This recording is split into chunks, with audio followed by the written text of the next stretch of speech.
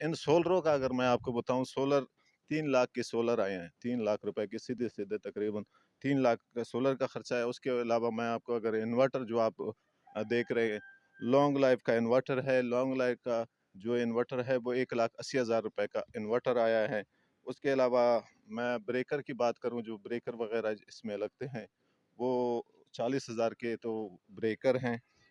उसके अलावा मैं आपको बताऊं कि तार वगैरह जो चाहिए इसमें, वो उसके भी तकरीबन 30,000 से ऊपर के पैसे बन जाते हैं, लेकिन हमने 30,000 इस पे ऐड किया हुआ है। टोटल खर्चा मैं आपको बताऊं, टोटल खर्चा 6,10,000 रुपये आया हुआ है। अब इसमें अगर हम बैटरी ऐड करना चाहते हैं तो बैटरियां भी आप ऐड कर सकते हैं। बैटरियों का 1,50,000 रुपये तक का खर्चा है। तो ये 6 किलोवाट का जो आज का खर्चा था वो मैंने आपको बता दिया। अगर आप भी लगाना चाहते हैं तो आप हमसे रब्ता करें।